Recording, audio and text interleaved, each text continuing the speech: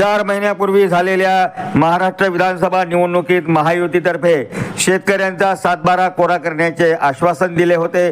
मात्र आता राज्य आर्थिक संकटात असल्याचे कारण सांगून राज्याचे उपमुख्यमंत्री व अर्थमंत्री अजित पवार यांनी या आश्वासनापासून घुमजाव केले आहे।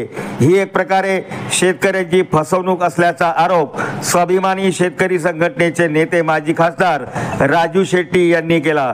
चिखली येथे आयोजित 11 एप्रिल रोजी पत्रकार परिषदेमध्ये राजू शेट्टी यांनी केंद्र व राज्य सरकारच्या शेतकरी विरोधी धोरणांचा खरपूस समाचार घेतला व केंद्र तसेच राज्य सरकारच्या शेतकऱ्यांच्या विरोधातील निर्णयांच्या बद्दल आपण राज्यामध्ये तीव्र आंदोलन उभे करणार असल्याची घोषणा शेट्टी यांनी या पत्रकार परिषदेमध्ये केली।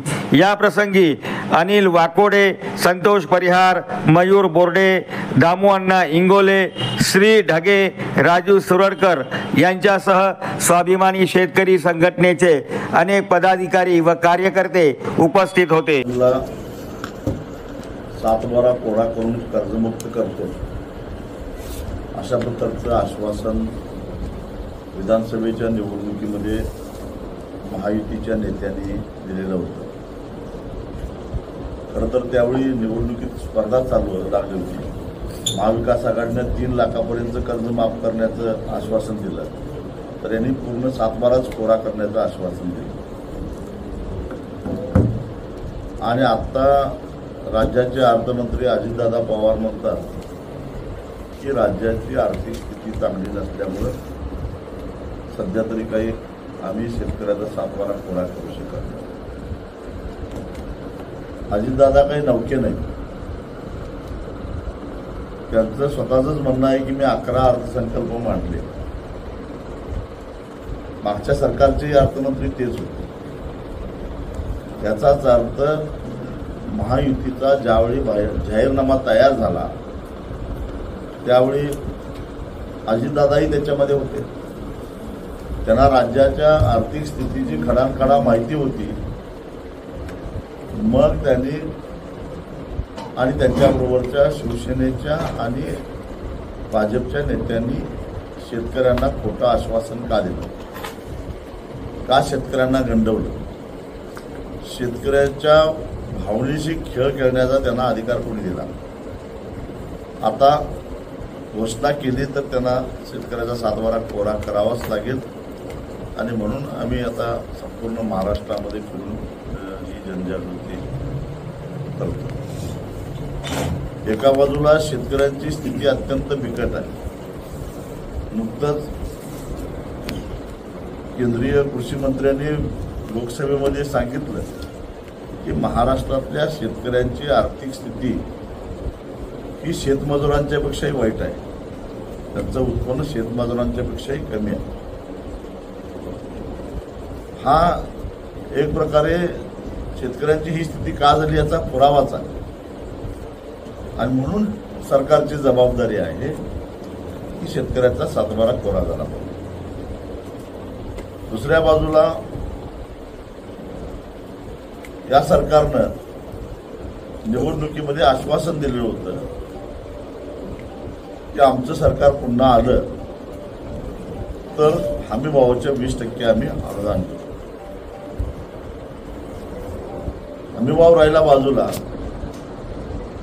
महाराष्ट्रातल्या सोयाबीन हमीभावापेक्षा कमी किमतीमध्ये विकावा लागला। साधारणपणे सरासरी 1200 रुपये कमी मिळाले। महाराष्ट्रामध्ये एकूण झालेलं सोयाबीनचं उत्पादन लक्षात घेता जवळपास 8,500 कोटी रुपयाचं नुकसान केवळ हमीभाव न मिळाल्यामुळं सोयाबीन उत्पादकांचं झालेलं आहे।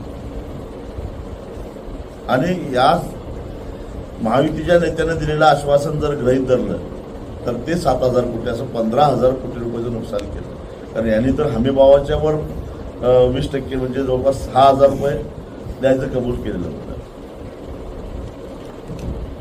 आणि हे आश्वासन त्यांनी पूर्ण करावं म्हणून आम्ही आता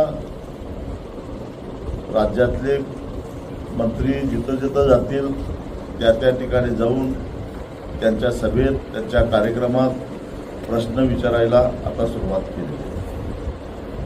या आम्ही आता गप्प बसणार नाही. त्याचबरोबर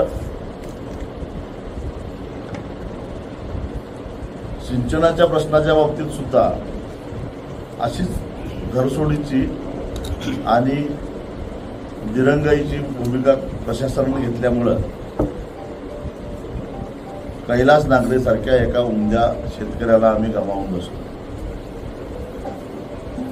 खरं तर खडकपूर्णा प्रकल्पाचा जो कालवा आहे मी स्वतः आता जाऊन त्या ठिकाणी बघून आलो. तिथून 120 मीटर जर त्याला रस्ता केला असता तर नैसर्गिकरित्या 17-18 गावांना पाणी मिळालं. कैलासचं म्हणणं काय होतं, मला मान्य आहे की ही 17-18 गावं ही त्या लाभ क्षेत्रामध्ये येत नाही. जेव्हा हा प्रकल्प पूर्ण झाला त्यावेळी त्या भागातल्या शेतकऱ्यांचं अज्ञान असेल किंवा त्या लोकप्रतिनिधींचं झालेलं दुर्लक्ष असेल, परंतु त्यांचाही तो अधिकार आहे. कारण येता जाता सहज दिसतं रस्त्याच्या डाव्या बाजूची शेती हिरवीगार दिसते आणि उजव्या बाजूला सगळं ओसाड दिसतं. पण कैलास नागरेंचं म्हणणं काय होतं, तर आम्हाला कुणाचं हक्काचं पाणी नको, कुणाचं आरक्षण कमी करून आम्हाला पाणी नका देऊ. जेव्हा पूर नियंत्रणासाठी सांडव्यातून पाणी नदीत सोडलं जातं ते नदीत न सोडता या कालव्यातून ते पाणी सोडावं आणि ते पाणी आमच्याकडे द्यावं ऑक्टोबर महिन्यामध्ये, जेणेकरून छोटे छोटे जे बंधारे आहेत या 7-8 गावातले ते बंधारे आम्ही भरून घेऊ आणि आम्ही आमच्या पाण्याचा प्रश्न सोडू. अतिरिक्त पाणी ज्याला नको आहे ते पाणी जे नदीतनं वाहून जाणार आहे त्या पाण्याची मागणी करू. खरं तर लाभक्षेत्राच्या बाहेर पाणी द्यायचं असेल तर मंत्रालयामध्ये जी उच्चस्तरीय कमिटी असते त्या कमिटीकडे हा विषय न्यावा लागतो आणि तिथं एक बैठक घेतली असती तर तो निर्णय सहजगत्या झाला असता. अशा प्रकारे अनेक प्रकल्पामधलं लाभक्षेत्राच्या बाहेर पाणी देण्याचे निर्णय आतापर्यंत झालेले आहेत. एखाद्या राजकीय नेत्याच्या संबंधित संस्थेनं मागितलं असतं तर लगेच निर्णय झाला असता, एखाद्या कॉर्पोरेट कंपनीनं मागितलं असतं तर लगेच निर्णय झाला असता. पण दुष्काळानं भरपळणाऱ्या पिण्याच्या पाण्यासाठी तडफडणाऱ्या लोकांना मात्र पाणी मागण्यासाठी एका उमद्या शेतकऱ्याला आपला जीव गमावा लागतो. हे अत्यंत दुर्दैवाचं आहे आणि प्रशासनाचा बेमुरवतपणाचं लक्षण आहे. मुख्यमंत्र्यांनी विधानसभेमध्ये खोटं सांगितलेलं आहे की हे काम करणं अशक्य आहे. हे रस्ता फक्त पास करायचा आहे. मी स्वतः त्या ठिकाणी आता जाऊन बघून आलेलो आहे परिस्थिती. आणि अशा मुख्यमंत्र्यांनी सांगावं की लाभक्षेत्राच्या बाहेर महाराष्ट्रातल्या वेगवेगळ्या प्रकल्पातलं पाणी दिलंय काय नाही दिलं, या पाण्याची काही तस्करी होणारी नव्हती आणि पिण्यासाठी आणि शेतीसाठी जाणार होतं, तेही अतिरिक्त पाणी जाणार होतं. कोणाचंही पाणी कमी करून द्या असं त्या नागरिकांचं म्हणणं नव्हतं. असेच छोटे छोटे प्रश्न जे आहेत त्या प्रश्नाकडे लक्ष द्यायला यांना वेळ नाही. महाराष्ट्राचं विधानसभेचं अधिवेशन नुकतंच संपलं. खरं तर त्या अधिवेशनामध्ये अशा जिव्हाळ्याच्या प्रश्नावर चर्चा व्हायला पाहिजे होती, परंतु चर्चा ज्या गोष्टीची गरज नाही, ज्याचा आमच्या जीवन मरणाशी संबंध नाही, अशा गोष्टीवर चर्चा करण्यात आणि दंगा करण्यात अख्खं अधिवेशन यांनी घालवलं. जणू काही जे सर्वसामान्यांचे जीवन मरणाचे प्रश्न आहेत त्या प्रश्नावरनं लक्ष वेधून दुसरीकडे लक्ष वेधण्यासाठीच अशा प्रकारे काही माणसं पेरली का वादग्रस्त वक्तव्य. सोयाबीन पेंट निर्यातीसाठी प्रोत्साहन दिलं असतं तर सोयाबीनचा भाव एवढा पडला असता का, शेतकरी कर्जबाजारी झाला असता का, कांद्याच्या निर्यातीवर निर्यात शुल्क लावलं नसतं तर कांदा उत्पादकाचं नुकसान झालं असतं का. म्हणजे प्रत्येक डाळ आयात केली त्यामुळे आज हरभऱ्याला भाव नाही. त्याचबरोबर मक्याच्या बाबतीत हेच आहे. मग अशा पद्धतीनं केंद्र सरकारच्या धोरणामुळं शेतकरी अडचणीत आलेला आहे आणि राज्य सरकारनं वेळोवेळी, कारण राज्य आपलं हे कृषी प्रधान राज्य आहे, हरकत घ्यायला पाहिजे होती, पण केंद्राला हरकत घेण्याची हिंमत आमच्या राज्यकर्त्यांच्यामध्ये नाही. आणि म्हणून त्याची नैतिक जबाबदारी म्हणून पहिल्यांदा शेतकऱ्याला कर्जातनं बाहेर काढायचं ज्याची जबाबदारी सरकारवर आहे.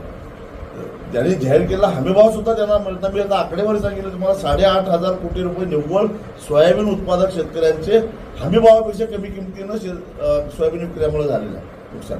हे जर झालं नसतं तर ते करायची गरजच नव्हती. मुद्दा नंबर 2, हमीभाव सरकारच ठरवतं, पण तो हमीभाव कायदेशीर करणं ही सरकारची जबाबदारी आहे. जसं किमान वेतन कायदा आहे आणि तो कायदा असा काय सांगतो की एखाद्या शेतमजुराची उपजीविका त्याच्या मजुरीवर अवलंबून असते, त्यामुळे त्याच्या उपजीविकेला आवश्यक असणारी जेवढी रक्कम आहे ती म्हणजे किमान वेतन म्हणून त्याला दिले पाहिजे हे निश्चित करतं सरकार. त्याच धर्तीवर शेतकऱ्याचा हमीभाव सरकारच ठरवतं आणि मग तो हमीभाव मिळाला पाहिजे, तो कायद्यानं मिळाला पाहिजे हे बघायची जबाबदारी सरकारची आहे. ते एकाच पिकाला मिळतं कायद्यानं, ते पीक म्हणजे ऊस. ऊसाचा हमीभाव कायद्यानं मिळतो, नंतर कारखान्याची मालमत्ता लिलावात विकून त्याला पैसे दिले जातात. मग तोच नियम तोच कायदा इतर पिकांना का लावला जात नाही? तो कायदा लावला आणि त्यामुळे किमान हमीभावाची एक शाश्वती शेतकऱ्याला मिळाली. मगाशी मी सांगितलं तसं नैसर्गिक आपत्तीपासून विम्याचं संरक्षण दिलं आणि पायाभूत सुविधांची जोड दिली तर कुठेतरी शेतकऱ्याची आर्थिक उन्नती होईल. नुकताच एक अहवाल प्रकाशित झाला, त्याच्यामध्ये अमेरिकेसारखं सरकार वर्षाला आपल्या शेतकऱ्याला 26 लाख रुपये अनुदान देतं आणि आपलं सरकार फक्त 6,000 रुपये किसान सन्मान निधी देतं. मग तुलना कशी होणार? आता दुसरं एक नवीन संकट आलेलं आहे, ते म्हणजे काय की आता अमेरिका भारतावर दबाव टाकायला लागलाय की तुमच्या उत्पादनावर आम्ही 26% आयात कर लावलेला आहे, तो जर कमी करायचा असेल तर अमेरिकेतला शेतीमाल भारतामध्ये सहजगत्या येईल अशा प्रकारचं तुम्ही आयात कर लावू नका. ते झालं तर सोयाबीन उत्पादकांची अवस्था काय होईल? कारण आज चीन सारख्या देशानं अमेरिकेच्या उत्पादनावर विशेषतः 84% आयात कर लावलेला आहे. म्हणजे एक मोठी बाजारपेठ अमेरिकेची सोयाबीनची ही अमेरिका गमावलेला आहे. मग आता ते बघणार कोणाकडे? भारताकडे. ते सोयाबीन जर भारतात आलं तर सोयाबीन उत्पादकांची अवस्था काय होईल? तीच अवस्था मक्याची आहे, तीच अवस्था कापसाची आहे, तीच अवस्था गव्हाची आहे. म्हणजे भारतीय शेती याच्यामध्ये उद्ध्वस्त होऊ शकते.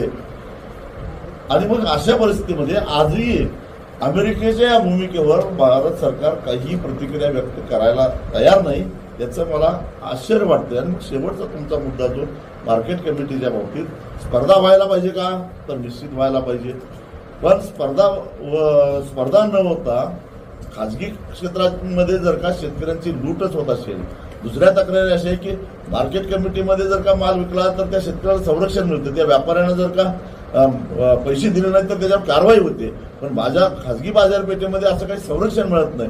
अनेक शेतकऱ्यांच्या तक्रारी आहेत की त्याचे बांधावर विकल्यानंतर तो व्यापारी नोंदणीकृत नसतो, त्याची तेवढा माल खरेदी करण्याची ऐपत नसते आणि तो माल खरेदी करतो आणि पळून जातो आणि त्याच्यानंतर त्याच्यावर कारवाई करायला आवश्यक असे कायदे नसल्यामुळं आज शेतकऱ्यांचे पैसे बुडायला लागले आहेत. त्याला सोयाबीन उत्पादक शेतकरी अपवाद नाही, त्याला द्राक्ष उत्पादक शेतकरी अपवाद नाही, डाळिंब उत्पादक शेतकरी अशा बांधावर हळदीच्या बाबतीत असं झालेलं आहे, आल्याच्या बाबतीत असं झालेलं आहे. तेव्हा या शेतकऱ्यांच्यावर अशा प्रकारे मार्केट कमिटीच्या बाहेर विकल्यानंतर त्यांना जे काही संरक्षण नाही त्यासाठी सुद्धा एक कडक कायदा होणं आवश्यक आहे. आणि आम्ही असं म्हणत नाही की मार्केट कमिटीत विका किंवा खाजगी क्षेत्रामध्ये विका, परंतु शेतकऱ्यांना न्याय मिळाला पाहिजे अशी आमची भूमिका आहे.